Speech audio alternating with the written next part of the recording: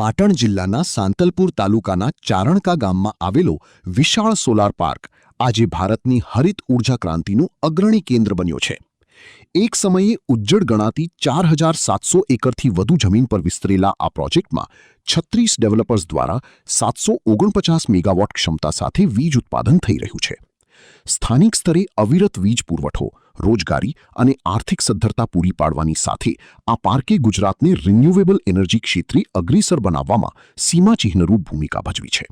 તો ચાલો જાણીએ આ ઐતિહાસિક પરિવર્તનની ગાથા. વર્ષ 2010માં રાજ્ય સરકારે શરૂ કરેલા આ મહત્વાકાંક્ષી પ્રોજેક્ટનો પ્રથમ તબક્કો 19 એપ્રિલ 2012ના રોજ કાર્યરત થયો હતો. આશરે 7500 વીઘા વિસ્તારમાં ફેલાયેલા આ પાર્કમાં અત્યાધુનિક સોલાર પેનલ્સ અને ઇન્વર્ટર બ્લોક્સની નિયમિત તકનીકી દેખરેખ થકી અવિરત વીજ ઉત્પાદન સુનિશ્ચિત કરવામાં આવે છે. ચારણકા સોલાર એનાથી વિસ્તારમાં 24 કલાક વીજળી મળે છે. ખેડૂતોને પણ ખૂબ વીજળી મળે છે 24 કલાક. એટલે સોલાર આવતા વિસ્તારને ખૂબ ફાયદો, રોજગારી પણ ખૂબ મળી છે.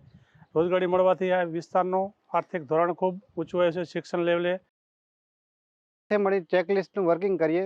દરેક ઇન્વર્ટર બ્લોકમાં જઈ દરેક ટ્રાન્સફોર્મર, આઈડીટી ટ્રાન્સફોર્મર, પાવર ટ્રાન્સફોર્મર દરેક પેનલે જઈ અને ચેકલિસ્ટ પ્રિપેર કરીએ. બરાબર, એમાં કંઈક પ્રોબ્લેમ અથવા કંઈક કારણ દેખાય અથવા તો અમે એનું સોલ્યુશન લાવીએ. આ સોલાર પાર્કના નિર્માણથી ચારણકા અને આસપાસના ગ્રામીણ વિસ્તારોને 24 કલાક વીજળી મળતી થઈ છે. સાથે જ આંતરમાળખાકીય વિકાસ થકી રોજગારીની નવી તકો સર્જાતા ગ્રામજનોનું જીવન ધોરણ સુધર્યું છે અને શિક્ષણ ક્ષેત્રે નોંધપાત્ર પ્રગતિ થઈ છે.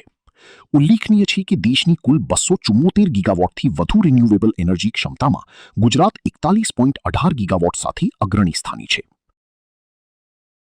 ગુજરાતમાં આપ જોવા જશો તો રિન્યુએબલ ક્ષમતામાં હાલ ગુજરાત મોખરે છે, પણ ભારતમાં કુલ 274 ગીગાવોટ વધુ રિન્યુએબલ એનર્જી ક્ષમતા સ્થાપિત થઈ ચૂકી હતી.